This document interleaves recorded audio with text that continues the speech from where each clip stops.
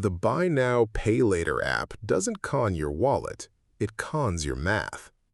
You're standing in the checkout line at Target, cart full, and you pull up your phone to pay. Total says $98.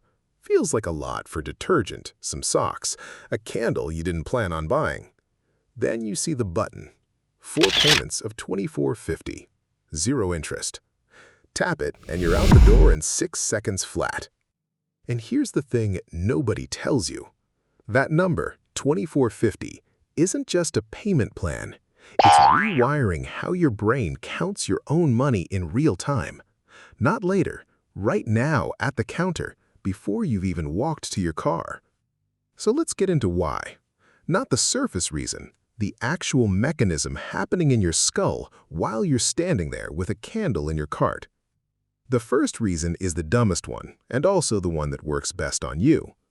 Researchers at the Journal of Retailing ran actual purchase data and a batch of experiments, and they found something specific.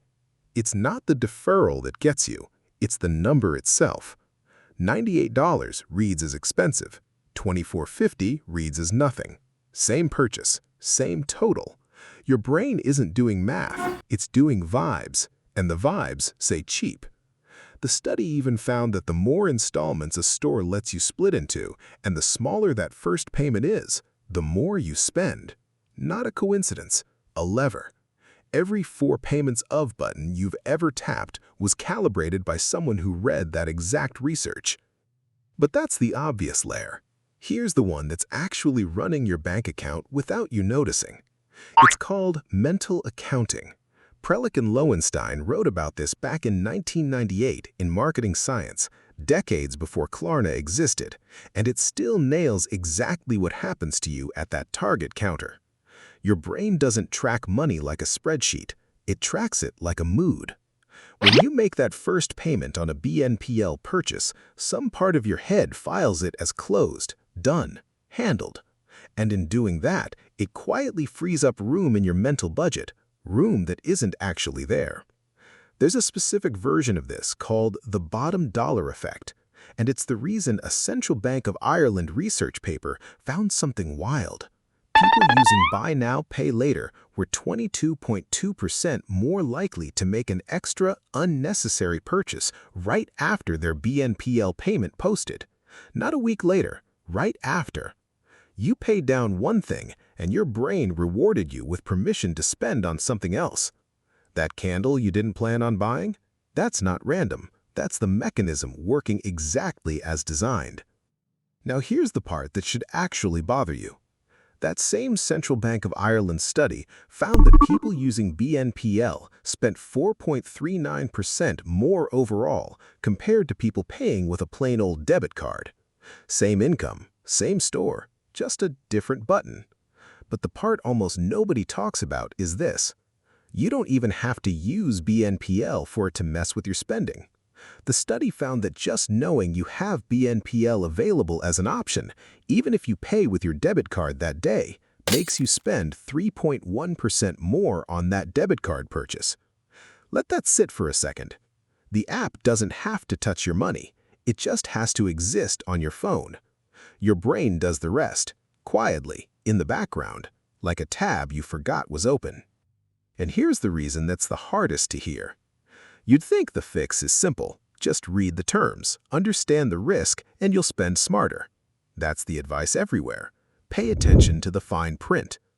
Except the same Central Bank of Ireland researchers tested that exact idea. They gave people clear, upfront risk disclosures, real warnings about what BNPL can do to your finances. People understood the risk better afterward. Test scores went up, but their spending didn't change. Not a little, not at all. Understanding the trap doesn't disarm it, because the mechanism isn't happening in the part of your brain that reads terms and conditions. It's happening in the part that just wants the $24.50 to feel smaller than the $98. And this is where it stops being about spreadsheets and starts being about something heavier. A JAMA Health Forum study from late 2025 looked at a couple thousand adults and asked who's actually using BNPL the most. People reporting depression were almost twice as likely to be using buy now, pay later loans compared to people without those symptoms. People with anxiety, similar story. And people dealing with post-traumatic stress were more than twice as likely. And when researchers looked at all three together, that one came out as the strongest predictor. This isn't about people being bad with money. The Consumer Financial Protection Bureau has its own warning buried in the fine print of this entire industry. They call it loan stacking, which is just a clinical way of saying you've got 4 different pay-in-4 plans running across 4 different apps, and none of them individually feels like debt. It feels like 4 small, harmless decisions. It's one big one wearing a disguise. So picture that target line again. You, cart, $98 staring at you, $24.50 offering you an out. Your brain already knows which one it wants, not because you're weak, but because a whole payment structure was built to make $24.50 win every time you're standing there deciding. The next time you're at that counter, before you tap the button, do just this one thing.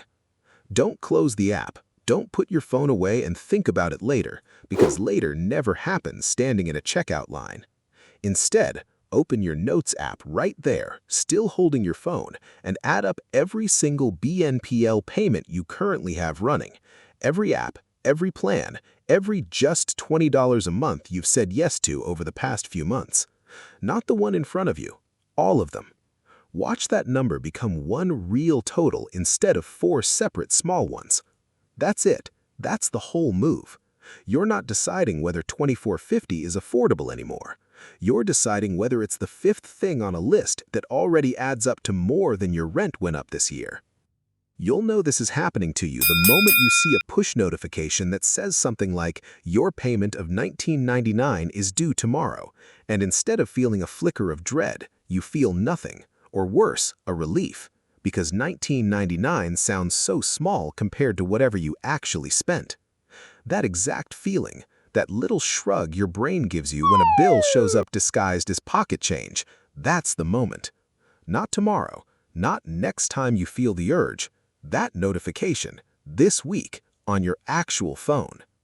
The feeling of having money left is an illusion, not a real balance. Write that down if you need to, because your brain will keep telling you it's true every single time a payment clears, and it will be wrong every single time. If this is the first video of mine you've watched, there's a whole channel here built on exactly this. Not budgeting tips, not cut your coffee spending, just the actual psychology behind why decent incomes still feel broke. So next time that notification hits your lock screen and you feel that little shrug of relief instead of a groan, are you going to add it to the real total or let it stay small on purpose?